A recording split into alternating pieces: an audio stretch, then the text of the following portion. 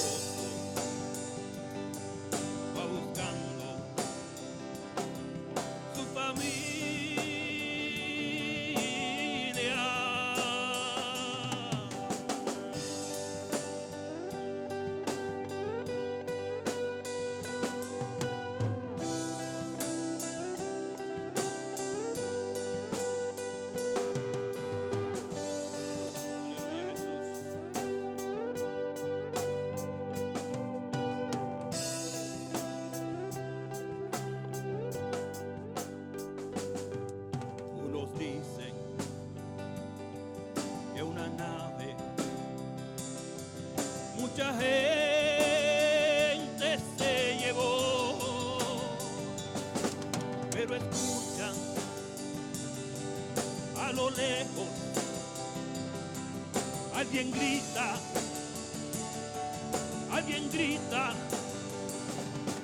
Cristo vino,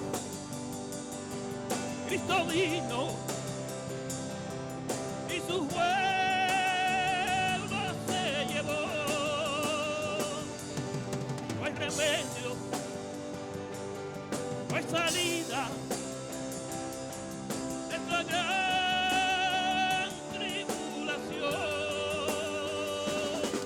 Cristo vino,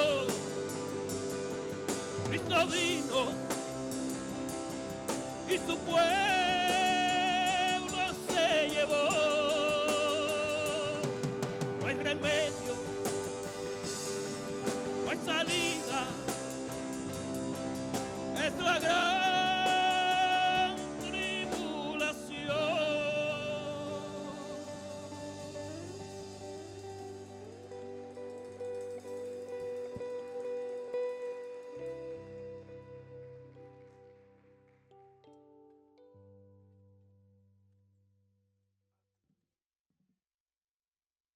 Pensar, hermano, amigo, este momento en la historia, cuando el Señor venga, la pregunta es, ¿está preparado? ¿Está preparado? ¿Podrá decir usted, como yo, Señor, ven, estoy listo, llévame al cielo, llévame contigo? Esas son preguntas, o las preguntas que voy a mencionar son muchas de las que los cristianos se hacen, como por ejemplo, ¿qué ocurre cuando los creyentes mueren? ¿Qué pasa con ellos? Cuando usted, hermana, hermano, se muera, ¿qué va a pasar con su vida?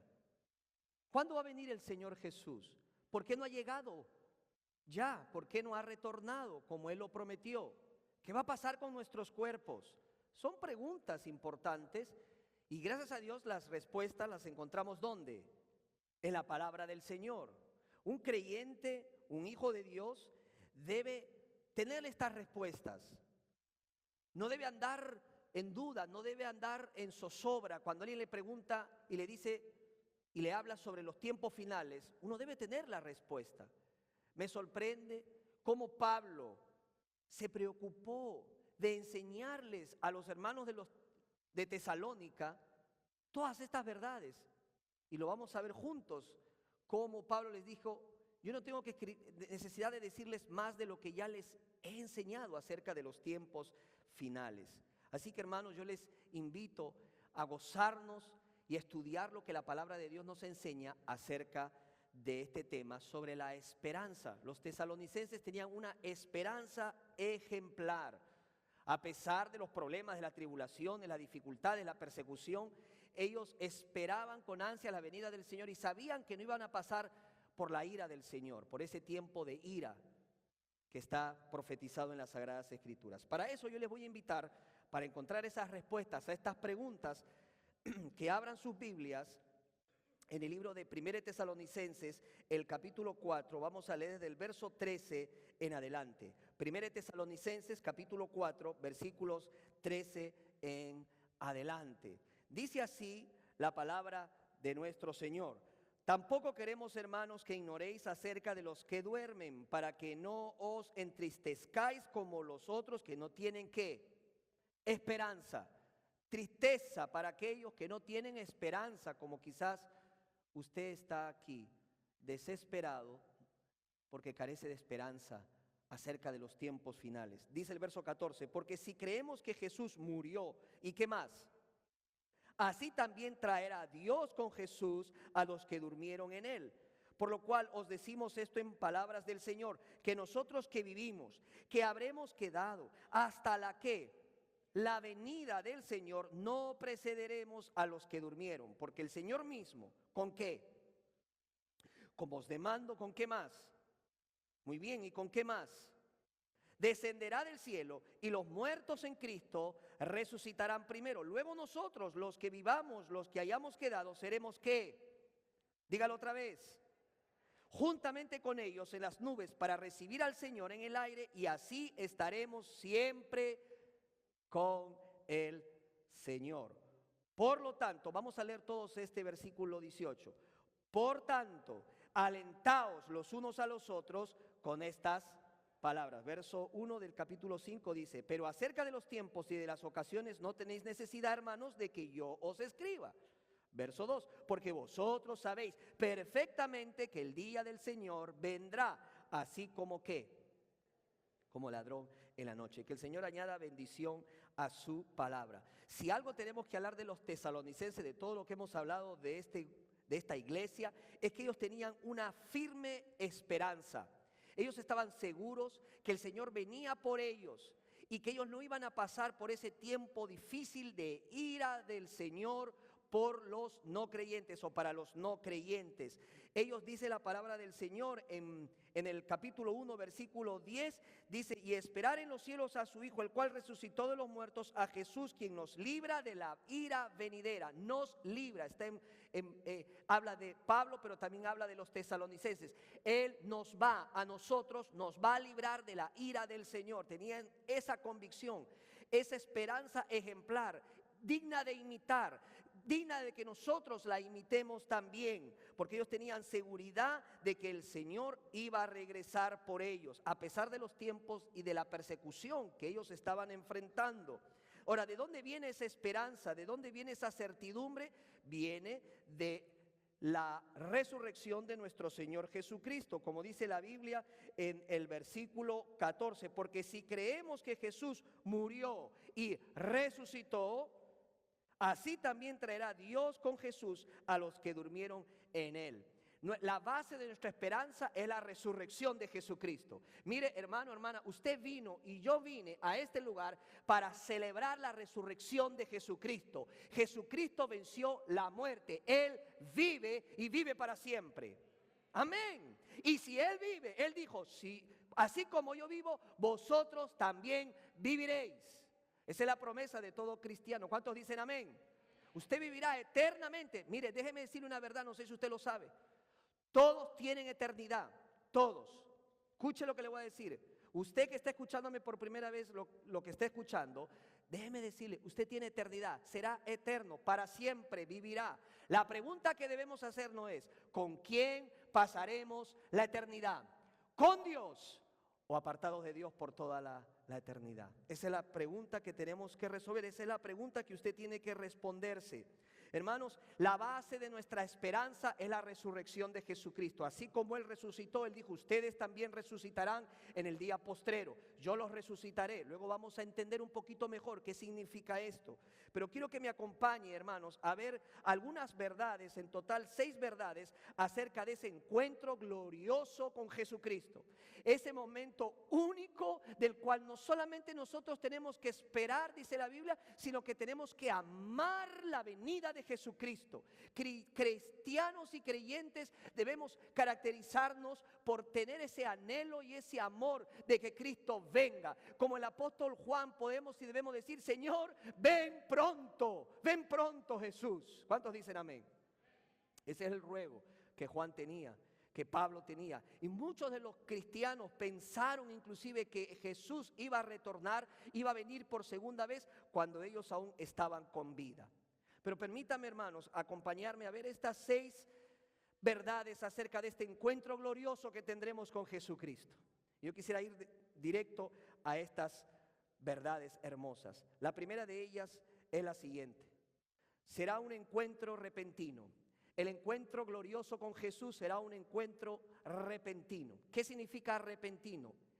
Inesperado. Los teólogos hablan de que será un encuentro inminente, es decir, sucederá de manera imprevista, inesperadamente, súbitamente vendrá el Señor a este mundo para recoger a sus hijos. La Biblia claramente enfatiza de que el Señor vendrá por segunda vez. No es que Él se ha olvidado de su iglesia, Él viene por segunda vez. El problema es que nosotros lo tenemos medio olvidado, la segunda venida del Señor Jesús. Es triste porque la Biblia enfatiza la venida de Jesús, no solamente la primera venida, pero también enfatiza la segunda venida de Jesús. Mire, 1 de cada 30 versículos en el Nuevo Testamento habla acerca de la venida de Jesús. Jesús habló de su segunda venida 21 veces. ¿Qué significa esto? Cuando la Biblia repite algo vez tras vez, es algo que nos debe interesar, es algo que como iglesia debemos de prestarle atención.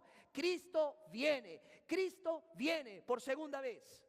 Eso es indiscutible, eso no está en discusión. No sabemos cuándo vendrá, solo está en la sola potestad del Padre saberlo, pero déjame decirte una cosa, y yo lo creo en mi corazón, Él está pronto en regresar. Él viene. La pregunta es, ¿estás preparado? ¿Estás preparada, hermano, cuando el Señor Jesucristo venga? Porque Él vendrá, Él vendrá. Será un encuentro repentino, inesperado, inminente. Dice la Biblia que será como un abrir y cerrar de ojos. Cierre los ojos, abra los ojos. No se quede con los ojos cerrados. Mire, lo está haciendo intencionalmente, pero nosotros cerramos y abrimos los ojos de manera automática, no nos damos ni cuenta. Y es así de rápido, de esa misma velocidad, vendrá Jesucristo a buscar a su iglesia. Vaya conmigo a unos textos bíblicos. Vamos a ir a 1 Tesalonicenses capítulo 4, versículos del 15 al 17. Preste atención otra vez, ahora sí, lo que dice la Biblia. Dice 1 Tesalonicenses capítulo 4, verso 15. Por lo cual os decimos esto en palabras del Señor, que nosotros, ¿quiénes son nosotros? Los cristianos. Pablo, los tesalonicenses, está hablando acerca de ellos, de él. Dice que nosotros que vivimos, que habremos quedado hasta la venida del Señor. Subraye con un lapicero esta frase, la venida del Señor, no precederemos a los que durmieron. Verso 16, porque el Señor mismo, con voz de mando, con voz de arcángel y con trompeta de Dios, descenderá del cielo y los muertos en Cristo, ¿qué va a pasar?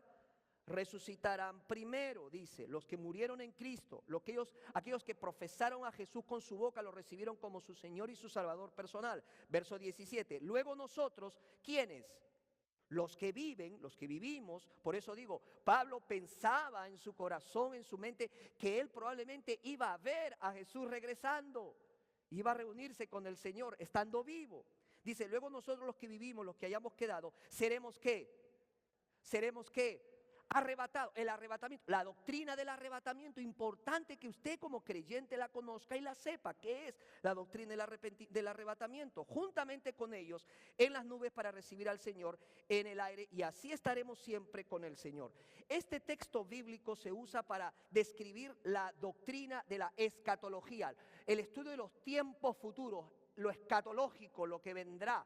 Mire, no andamos a tientas, los cristianos no andamos temerosos de lo que escuchamos o de lo que vemos en las noticias. Nosotros tenemos un mapa y sabemos lo que va a acontecer. No debemos de temblar, no debemos de asustarnos ni perder la esperanza. Nuestra esperanza es Cristo, nuestra esperanza es que Jesucristo va a regresar, nuestra esperanza es que Él nos va a llevar a estar en su presencia por los siglos de los siglos. Amén. Dele gloria y honra en su casa. Aleluya. Bendito sea el Señor. Primera de Corintios capítulo 15 es el capítulo que habla con mucha extensión acerca de lo que es la resurrección. Yo le invito a estudiar Primera de Corintios capítulo 15 en sus casas, porque les va a ayudar muchísimo a entender lo que es la resurrección. Por lo pronto quiero que vaya conmigo a Primera de Corintios capítulo 15 versículo 52. Dice la Biblia en 1 Corintios así: en un momento, escuche, presta atención, hermano, en un momento, en un abrir y cerrar de ojos, a la final trompeta, porque dice que se tocará ¿qué? Trompeta.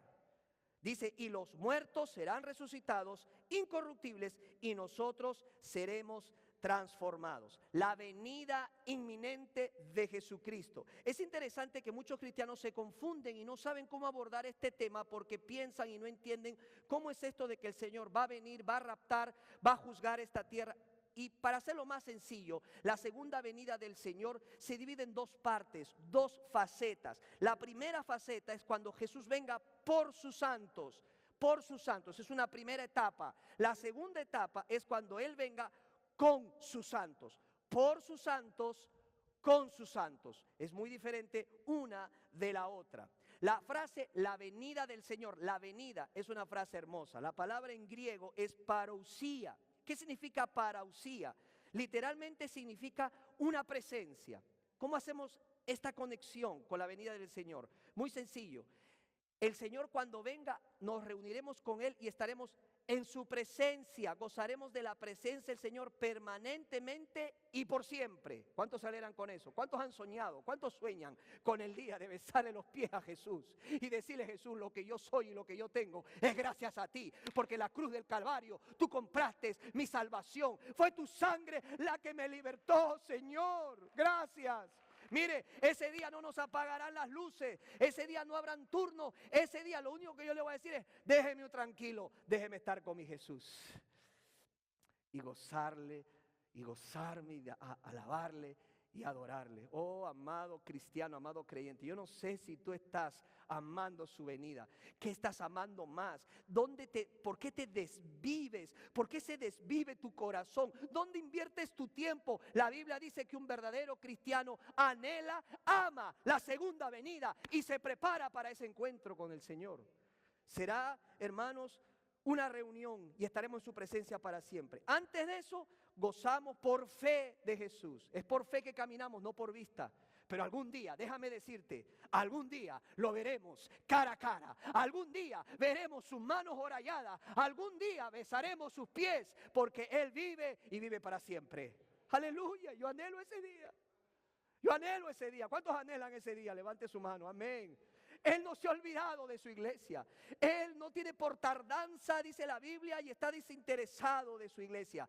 Él es paciente. Él espera que otros entreguen su vida a Él. Él espera por ti. Pero llegará el día, como decía el hermano con la canción, que será tarde. Está destinado, la Biblia dice, que el hombre muera solamente una vez. Y después de esto, el juicio de Dios está preparado.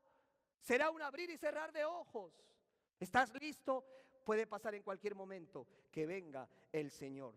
La otra palabra que quiero llamar su atención no solamente es la venida, parousia, sino dice arrebatados.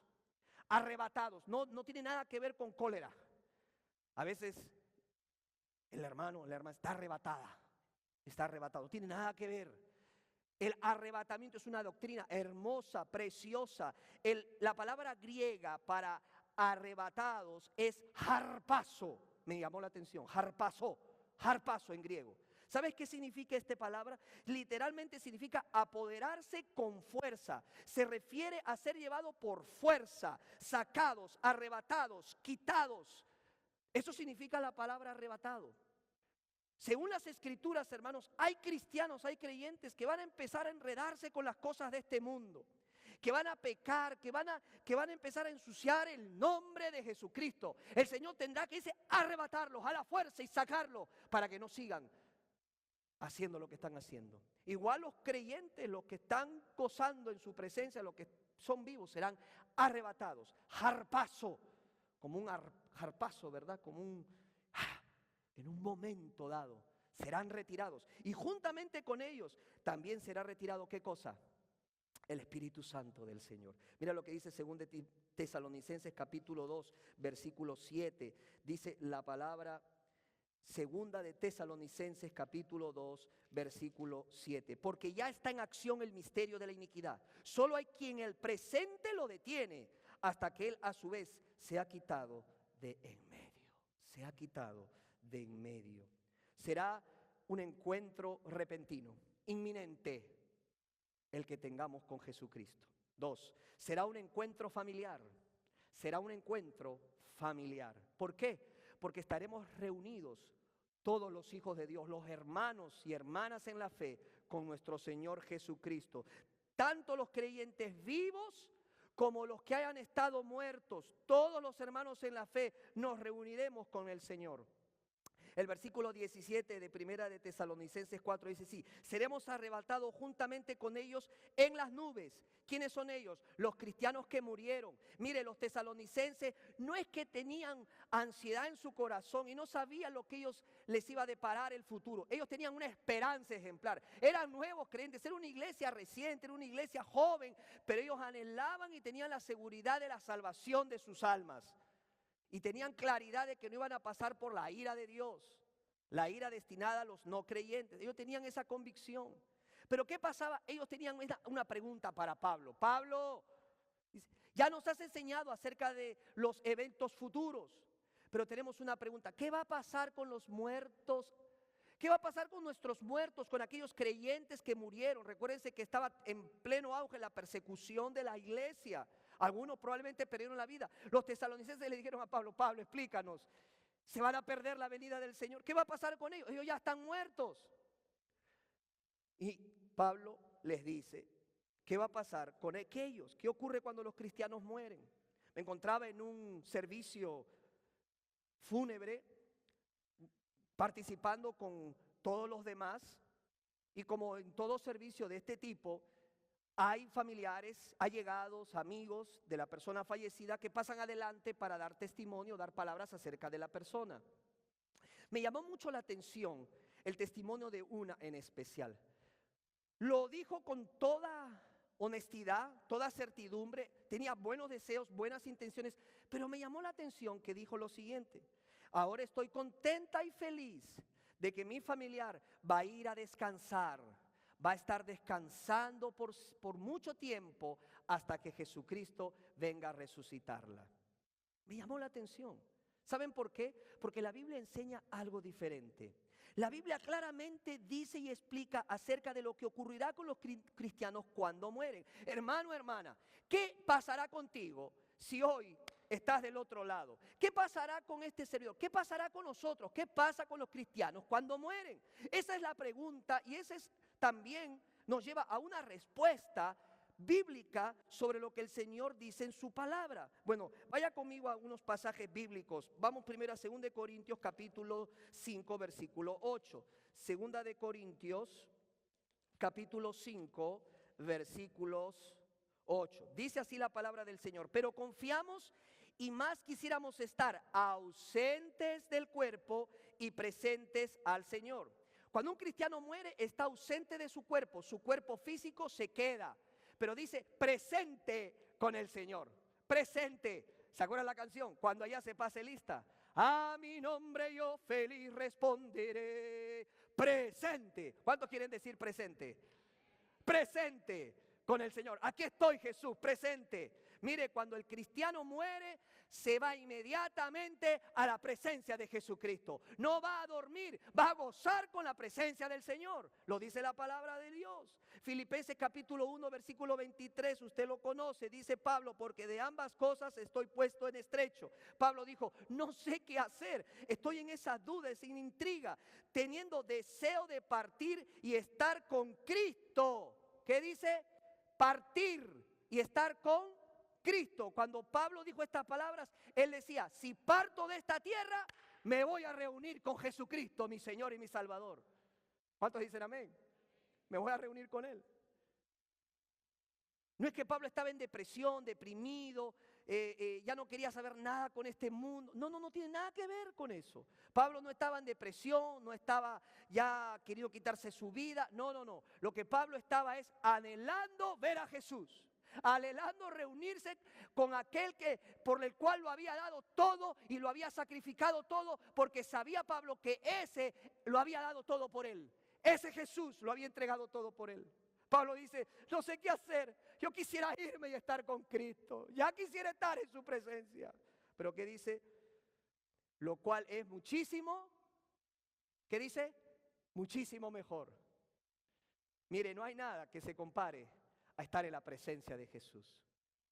No hay cosas, nada en este mundo que se compare. Por eso es que los cristianos no podemos aferrarnos mucho a las cosas materiales, porque eso va a pasar. El cielo y la tierra va a pasar, todo eso va a terminar. Pero lo que no va a pasar y será permanente es la presencia de Jesús, con Él por siempre, en su presencia. Si usted no lo anhela, si usted no lo añora, quizás sus ojos están demasiado puestos en esta tierra, en los placeres de este mundo. El mundo y sus deseos lo está conquistando mucho su corazón. Y se está olvidando que usted es peregrino, usted está de paso. Este no es el final de sus vidas. El final de sus vidas es la patria celestial. Jesucristo se fue, pero dijo, voy a preparar moradas para mis hijos, porque yo quiero que ellos estén donde yo esté. Ese es el final de un cristiano, la patria celestial. A eso debemos apuntar. Ese es nuestro corazón, ese es nuestro deseo. Porque de ambas cosas estoy puesto en estrecho, teniendo deseo de estar, de partir y estar con Cristo. Un cristiano cuando muere, su espíritu, su alma, su espíritu se van con Jesús, se reúnen con Él. Imagínate eso. Me acuerdo mucho que hace no tanto viajamos un grupo de hermanos a Atlanta y nosotros no sabíamos quién nos iba a recibir del otro lado, allá en Atlanta, en el aeropuerto. Ni la persona que nos iba a recibir nos conocía, ni en foto, nada. Y acordamos que iba a haber un letrero que iban a ponernos donde decía Pastor Luis Reyardo. Me acuerdo mucho, llegamos al aeropuerto, el hermano no aparecía por ninguna parte. Era un hermano americano, no hablaba español. Y nosotros buscándolos, no lo encontrábamos. Bueno, vamos a recoger las maletas, nos comunicábamos por teléfono con él, llegamos hasta donde salen las maletas para recogerlas y el hermano estaba al lado nuestro. Y él no usó el letrero, nada, él simplemente dijo, ustedes son los que yo tengo que recibir. Lo miramos y nos sorprendimos, porque nadie se conocía y nos dimos la bienvenida ahí.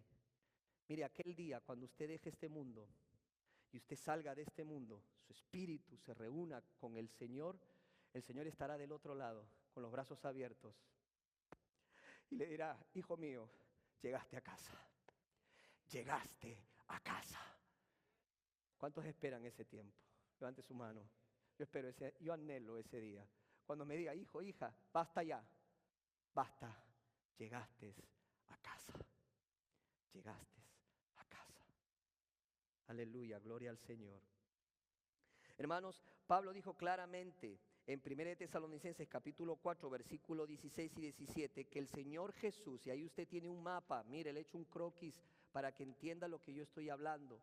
El Señor Jesucristo dice que va a venir, la venida del Señor, Él va a venir. No en la primera etapa de la segunda venida, Él no va a pisar tierra. Escúcheme, esto es importante, no se confunda. En esta primera etapa dice la Biblia que Él se va a quedar en el aire, en las nubes. Y desde allí va a resucitar primero a los que murieron en Cristo, a aquellos que entregaron su vida, a aquellos que le rindieron su vida. Sus cuerpos, primero los cuerpos de los cristianos serán resucitados para que se unan a sus espíritus. El Señor Jesús vendrá con los espíritus, con nuestros espíritus, con aquellos espíritus de los hermanos que han muerto, y se reunirán en las nubes, dice, no tocará piso. Y luego de los que ha resucitado, los que todavía estén vivos serán ¿qué? Arrebatados. Y ambos nos reuniremos con el Señor a gozar de su presencia para siempre. ¿Con qué cuerpo entonces será esto? La Biblia dice que serán cuerpos transformados, cuerpos espirituales, cuerpos incorruptibles, porque este cuerpo no puede heredar, no puede ir al cielo. Mas sin embargo el Señor va a levantarnos con cuerpos transformados. Es como si tuviéramos la semilla y la flor. La semilla y la flor. No es que no es que el Señor va a reconstruir los cuerpos y va a buscar de aquí, va a buscar de allá y va a coger de aquí para. No. Lo que el Señor va a levantar es la flor, ese nuevo cuerpo. La Biblia dice que la semilla es como nuestro cuerpo carnal, físico. La flor es ese cuerpo glorificado que el Señor va a levantar. Vaya conmigo para que me entienda mejor a 1 Corintios capítulo 15, versículos 51 al 54. Dice la Biblia en 1 Corintios capítulo 15, versículos 51 al 54. Dice así: he aquí os digo un misterio. No todos dormiremos, pero todos seremos transformados. En un momento, en un abrir y cerrar de ojos, a la final trompeta, porque se tocará la trompeta, y los muertos serán resucitados incorruptibles, cuerpos incorruptibles, sin nada que lo dañe, perfectos. Y nosotros seremos ¿qué? Transformados. Verso 53. Porque es necesario que esto corruptible se vista de incorrupción y esto mortal se vista de inmortalidad. Verso 54. Y cuando esto corruptible se haya vestido de incorrupción y esto mortal se haya vestido de inmortalidad, entonces se cumplirá la palabra que está escrita: sorbida es la muerte en victoria. Cuerpos transformados, glorificados, cuerpos espirituales que se unirán con el Señor Jesucristo. Primero los que han muerto en Cristo y luego los que todavía estén con vida. Así que, hermanos, será un encuentro familiar. Ahí estarán nuestros familiares que murieron en Cristo Jesús. Ahí estaremos todos reunidos para gozar de la presencia del Señor por la eternidad. Número 3. Además, este encuentro glorioso será un encuentro celestial.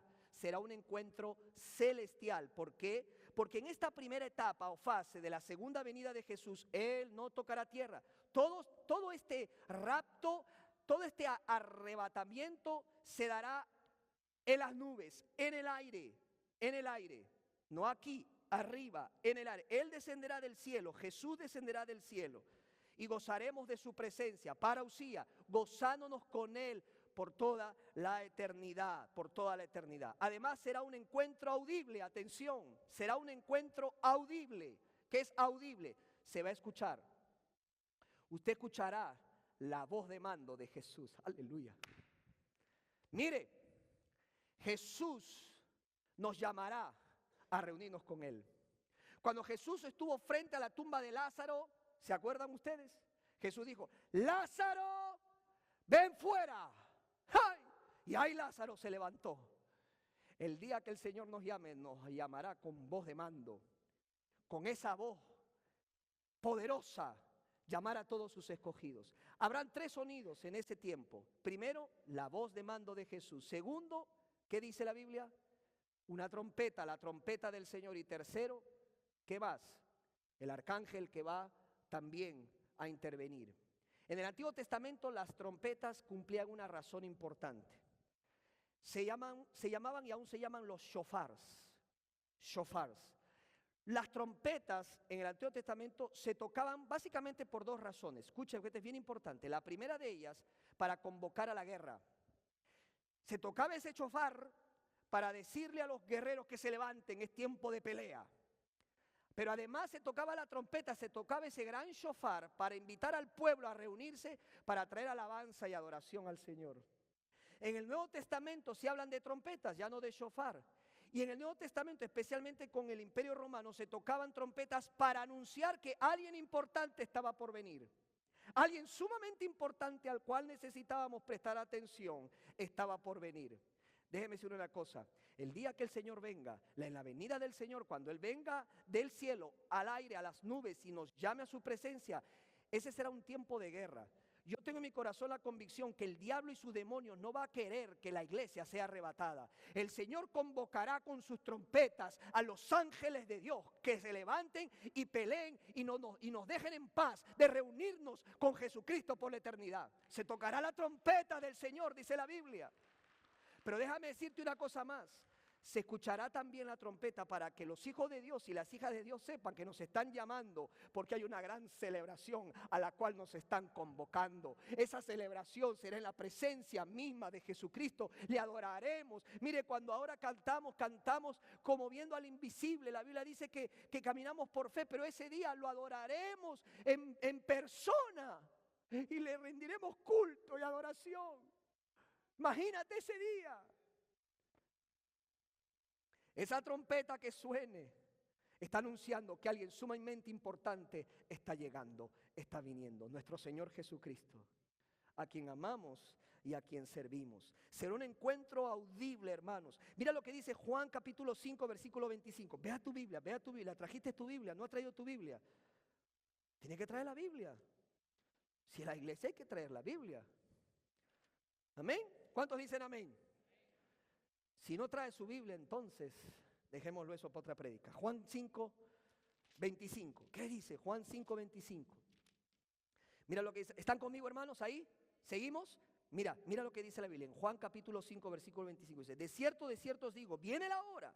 Y ahora es cuando los muertos oirán la voz del Hijo de Dios y los que la oyeran vivirán. Verso 28. No os maravilléis de esto, porque vendrá hora cuando todos los que están en los sepulcros oirán su voz. Esa voz de mando de Jesucristo. Usted no se imagina, lea Apocalipsis y usted va a entenderme mejor lo que estoy diciendo. No es una voz cualquiera. No es una voz de, vengan, hello, aquí, vengan. ¡Hey! No, hermano, usted no tiene idea. Esa voz de mi Señor, cómo suena cuando Él llame. Nadie podrá dormirse. Nos levantaremos e iremos con el Señor. Ay, pastor, eso yo creo que son cuentos. Mire, quédese pensando eso, pero cuando venga Jesús, no se sorprenda que vea al costado y no vea gente y usted se quedó. Tenga respeto a lo que dice la Biblia, porque estos no son juegos, esta es palabra de Dios. Si usted no cree esto, no sé qué más podrá creer. Pero palabra de Dios es palabra de Dios. ¿Cuántos dicen amén? Gloria a Dios, gloria a Dios. Hermanos, pero escúcheme, yo creo en mi corazón que solamente los cristianos van a escuchar la voz de Jesús, la trompeta de Dios y la voz del arcángel, que no se sabe exactamente quién es. Los inconversos, los no creyentes, no van a escuchar ese shofar. Solo los cristianos van a sintonizarse con ese sonido. ¿Qué escucharán las demás personas? Los no creyentes, yo creo que van a escuchar sonidos. Mire, la Biblia dice que habrán dos personas juntas, una será arrebatada y la otra será dejada. Imagínate si hay una persona que está operando una máquina para cortar gras. Esa persona se irá con el Señor y esa máquina seguirá sonando. Ta, ta, ta, ta, ta, ta, ta, ta, ta. Imagínate con muchas otras máquinas y muchas otras cosas que los cristianos están operando, pero que ese día tendrán que dejarlo porque el Maestro, el Divino Señor, está llamando a su iglesia. Y en un abrir y cerrar de ojos serán arrebatados, harpazo, sacados. Los sonidos que se escucharán en este mundo. Imagínate tú, eso escucharán ellos. Pero no el llamado de Jesús.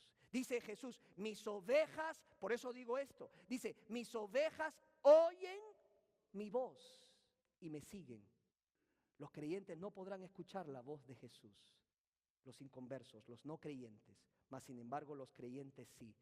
Escúchame, hermano, hermana, ¿escuchas la voz de Dios? Cuando abres la Biblia, ¿le pides al Señor que te hable? ¿Puedes decirme que estás llevando tu vida de acuerdo a lo que Dios te está diciendo, te está dirigiendo? ¿Qué voces escuchas hoy por hoy? ¿Con qué voces te guías? ¿Con qué voz guías tu vida? ¿Con el que dice el vecino, el de aquí, el de allá? Acostúmbrate, hermano, a escuchar al Señor, para que te familiarices con el día que Él te llame a su presencia. ¿Cuántos dicen amén? Por último, hermanos, este encuentro glorioso con Jesús será un encuentro personal. Será un encuentro personal. Mire, ¿cómo nos encontrará Jesús? ¿Cómo encontrará su iglesia? ¿Cómo encontrará? Mire, no hay ninguna señal. Escúchame, el Señor Jesús puede venir en cualquier momento. Escúchame lo que te voy a decir, te lo voy a decir en el nombre de Jesús. Puede venir esta noche, cuando tú vayas a recostarte a tu cama. Al día siguiente, probablemente, de repente, yo no lo sé, no estarás de este lado. Presentes en Cristo, ausentes en el cuerpo. Pero quiero preguntarte una cosa. ¿Cómo nos encontrará el Señor? ¿Nos encontrará haciendo el trabajo del Señor? ¿O nos encontrará cómo? ¿Nos encontrará cómodos en nuestras iglesias? ¿Nos encontrará peleando y discutiendo por preferencias personales? Que por qué cantamos esto y por qué no cantamos el otro, por qué nos ponemos esto, por qué no nos ponemos el otro. Nos encontrará el Señor reunidos en un party personal, privado, con las puertas cerradas, para que nadie nos moleste porque estamos muy ocupados trayendo adoración. Mire, yo sé, los cristianos amamos los servicios, amamos los worship, pero el Señor dejó a su iglesia para que hagan discípulos y más discípulos aquí y hasta lo último de la tierra. ¿Cómo nos encontrará el Señor? Esa respuesta la tienes que dar tú, porque será un encuentro personal, tú y Jesús. No es, ahí no hace la iglesia, pastor, o que el pastor, o que el líder. No, serás tú el que tengas que dar cuentas a Jesús. Porque para que el Señor venga, el Señor va a venir en su venida y nos va a llevar directo al tribunal de Cristo. Pasaremos por un juicio. Ah, ya se puso fea la prédica, pastor. Estaba tan bonito. Es que te lo tengo que predicar. El bema de Dios, el tribunal de Cristo. ¿Cuál es este tribunal del que habla la Biblia? Yo lo he explicado antes. En los Juegos Olímpicos de antaño había un jurado especial para reconocer y premiar a los que concursaban y ganaban. No era un jurado para calificar o descalificar, era de premiación. Jesús dice que nos va a pasar por su tribunal, donde todos nosotros tenemos que dar cuentas por lo que hicimos, con lo que sabíamos que teníamos que hacer. Estaremos cara a cara con Él. Mire, yo termino hoy esta serie sobre 1 Tesalonicenses. Llamé a esta serie así, hasta que el Señor regrese. Hasta que el Señor regrese, ¿qué debemos hacer? Yo le listé algunas cosas aquí que el hermano lo va a ir poniendo, es muy probable.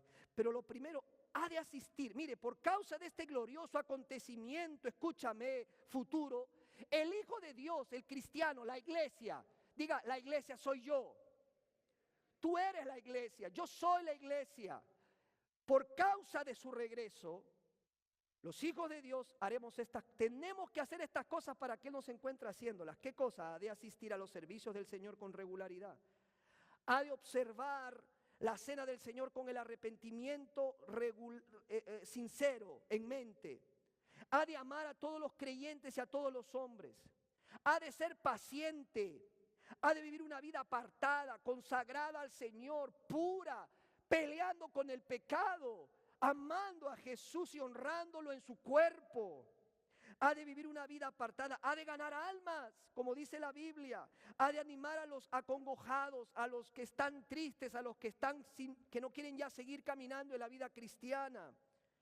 Ha de estar velando. ¿Sabes qué es estar velando? 1 Tesalonicenses capítulo 5, versículo 6. Pablo se los dijo a los tesalonicenses. Por tanto, no durmamos como los demás, sino velemos y seamos sobrios. Algunos hermanos, cuando escuchan este verso en medio de la prédica, se molestan porque lo que hacen a veces es dormir. Pero, ¿de qué habla de dormir? ¿Sabes qué? Esa palabra dormir dice que no durmamos. ¿Qué significa eso? La necesidad de estar alertas, velando, diga velar. atento a los tiempos y a los peligrosos tiempos y la severidad de los tiempos que estamos viviendo. Un cristiano ve noticias, tiene que estar empapado de lo que está pasando con Israel, lo que está pasando en el Medio Oriente. Son señales que se van cumpliendo, hermano. No podemos desconectarnos del mundo tampoco. Tenemos que estar al tanto, velando lo que está aconteciendo, porque Cristo viene. Y tenemos que estar listos y arreglados para ese momento, no dormidos. ¿Qué significa cuando Pablo dijo dormidos? Ahora, esta palabra dormido, usted la va a encontrar en la Biblia varias veces. La palabra dormido se conecta con la venida del Señor. ¿Sabes por qué? Porque Pablo dijo que los que duermen, y Jesús también lo dijo, los que duermen serán resucitados. Hay que ver el contexto, pero muchas veces cuando se dice duermen, es que se está refiriendo a la muerte de un cristiano. Así la Biblia lo llama. Está durmiendo. La muerte de un creyente.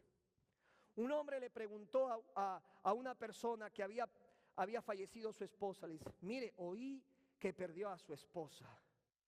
Lo lamento. Dijo, no, hermano, un momentito, le dijo. Cuando uno dice perder, significa que usted no la va a volver a ver, que está extraviada, que no sabe dónde está. Pero él dijo, yo sé dónde está mi esposa. Mi esposa no está perdida, está con Jesucristo, reunidos en este momento. Y lo más importante de todo es que cuando yo también me toque mi hora, me reuniré con ella y estaré con ella y con Cristo por la eternidad. Aleluya, gloria a Dios. Denle un aplauso al Señor que vive. Amén.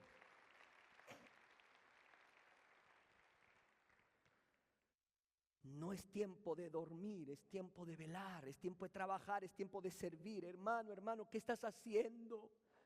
¿Qué estás haciendo con tus dones, con tus talentos? ¿Estás sirviendo? ¿Estás trabajando en el reino o estás durmiendo? Esta palabra dormir no es la misma que Pablo utiliza cuando habla sobre los muertos en Cristo, los que murieron en Cristo. No.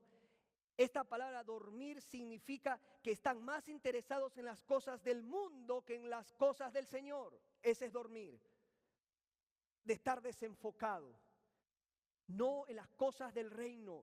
Dice la Biblia en Mateo 6:33, buscad primeramente el reino de Dios y su justicia y todas las demás cosas vendrán por añadidura. Algunos cristianos están enfocados en las añadiduras y han dejado el reino de Dios a un costado. Es la peor equivocación. No vas a llegar lejos, te lo digo en el amor del Señor. Busca primeramente las cosas del Señor y todo lo demás vendrá por añadidura. Necesitas algo, busca a Cristo, envuélvete en las cosas de Cristo y el Señor va a suplir tus necesidades conforme a sus misericordias en gloria. No podemos alterar lo que Dios ya dijo, o lo creo o no lo creo. Yo prefiero creer lo que dice Dios. ¿Cuántos prefieren creer lo que dice Dios? ¿Qué estás haciendo con tus dones, tus talentos, tu vida? Hermano. Dice la palabra del Señor, ha de servir a su Señor de manera honesta y sincera. Déjame aclararte algo, escúchame. Una cosa es estar preparado para el cielo. Escúchame, no te lo pierdas. Una cosa es estar preparado para el cielo y otra cosa es estar preparado para la venida de Jesús. Escúchame, esto es serio. ¿No lo entiendes? Te lo repito. Una cosa es estar preparado para ir al cielo y otra cosa es estar preparado para la venida del Señor. No es lo mismo. No es lo mismo. No entiendo, te lo explico. Una cosa es ser salvo y tener la seguridad de salvación. Si usted verdadera y honestamente confesó a Jesús con sus labios y lo recibió como su Señor y Salvador, tiene la salvación de su alma y su destino es el cielo. Su salvación reposa y descansa en lo que Cristo hizo, no en lo que usted hace. Su esperanza está en Cristo. Los tesalonicenses no tenían esperanza porque iban a ser salvos. No, los tesalonicenses tenían esperanza porque ya eran salvos y esperaban que viniera su Salvador. Pero otra cosa es estar preparados para la venida del Señor. Escúchame lo que le voy a decir. Algunos cristianos no querrán ver a Jesús cuando Él venga. Algunos cristianos no querrán encontrarse con Jesús cuando Él regrese en las nubes, en el aire. No querrán. ¿Por qué? Porque saben que se van a avergonzar delante de Él. La Biblia dice claramente en 1 de Juan capítulo 2 versículo 28, y ahora, hijitos, permaneced, Juan hablándole a los hermanos, dice, y ahora, hijitos, permaneced en Él para que cuando se manifieste tengamos confianza, diga confianza, para que en su venida no nos alejemos de Él avergonzados. No es lo mismo estar preparado para ir al cielo que estar preparado para cuando Jesús venga. La venida del Señor no será el fin, pero sí será un tiempo de definición. Y Él nos preguntará qué hicimos con lo que Él nos dio. Dice la Biblia que además ha de edificar su fe mientras que el Señor regrese. Mientras que el Señor regrese. Por eso, tanto de estar preocupados en hacer cuentas y números, debemos estar preocupados en hacer nuevos discípulos. Esto pasó con los discípulos también. Y Jesús le dijo en Hechos capítulos 1, versículos 7 y 8, así, Hechos 1, 7 y 8, les dijo, no toca a vosotros saber los tiempos o las sazones que el Padre puso en su sola potestad, pero recibiréis poder cuando haya venido sobre vosotros el Espíritu Santo, y me seréis testigos en Jerusalén, en toda Judea, en Samaria y hasta lo último de la tierra. ¿Qué iglesia quiere encontrar Jesús cuando Él venga en la venida del Señor? Una iglesia dinámica, una iglesia viva que esté ganando almas. Eso dice la Biblia, una iglesia que esté haciendo discípulos y más discípulos. Eso enseña Jesús en su palabra, eso nos encargó y no podemos obviarlo y no podemos pasarlo por alto. De eso tenemos que dar cuenta a Dios. Haciendo discípulos aquí y hasta en lo último de la tierra. Él quiere encontrar una iglesia viva, una iglesia que no esté centrada en ella misma. Que las discusiones que tengamos no sean por preferencias personales, por favor. Que las grandes discusiones que tengamos en los pasillos sea, oye, ¿cómo vamos a hacer para alcanzar esa etnia que todavía nadie ha puesto los pies y ha puesto la bandera del reino ahí? ¿Cómo vamos a hacer para que nuestra escuela dominical entren más personas nuevas que no conocen al Señor? ¿Cuál va a ser nuestra estrategia para acercarnos a ellos, amarlos y prestarles atención? No se trata de nosotros. Se trata de Él. No se trata de mí. No se trata de ti. Usted no vino acá para que le demos servicios. Usted vino aquí para glorificar el nombre de Dios. Para que su trabajo y lo que usted haga honre el nombre de Dios. Para eso venimos aquí. No venimos para discutir preferencias. Venimos para que el nombre de Dios sea glorificado.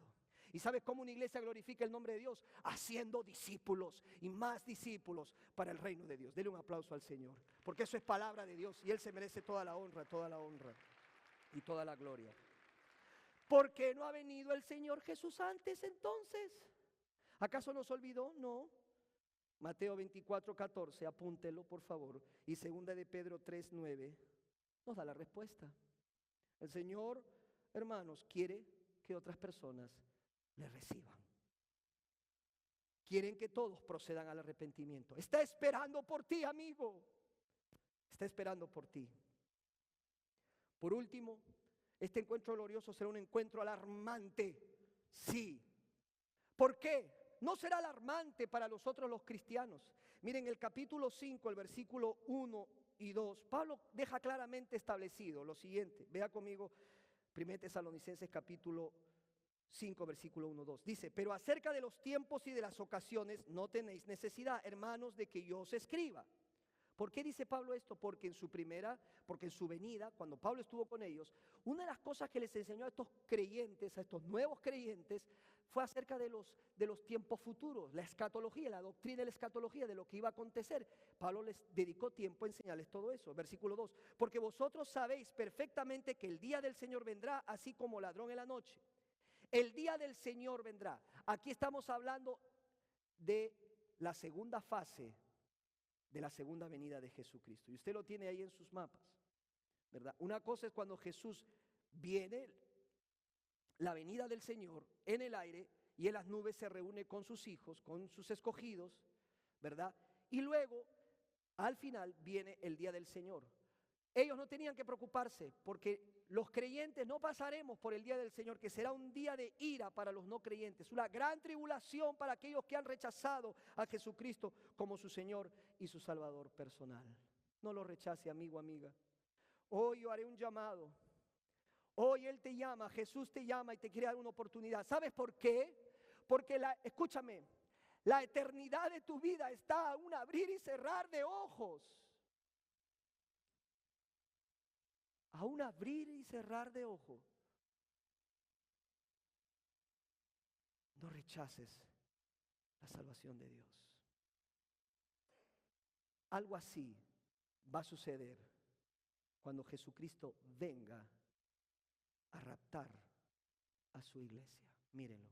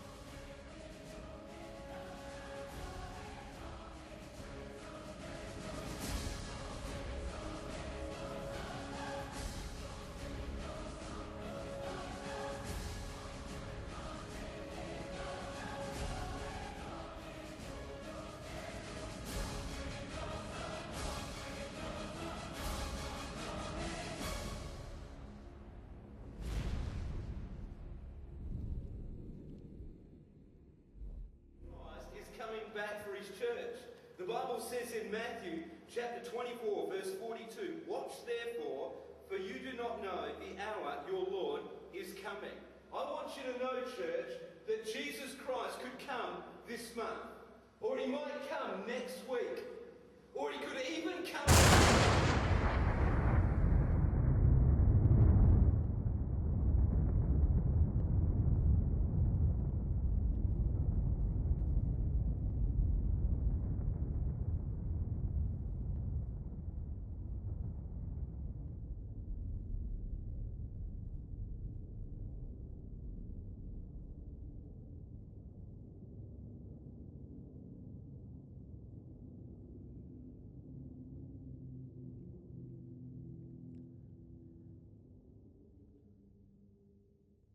¿Estás listo?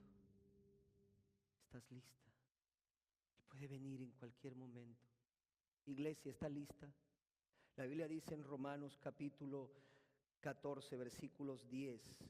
Pero tú, ¿por qué juzgas a tu hermano? O tú también, ¿por qué menosprecias a tu hermano? Porque todos compareceremos ante el tribunal de Cristo. Porque escrito está, vivo yo, dice el Señor, que ante mí se doblará toda rodilla y toda lengua confesará a Dios. De manera que cada uno de nosotros dará a Dios cuenta de sí. Tú y yo daremos cuenta de lo que hemos hecho y por qué hicimos lo que estábamos haciendo.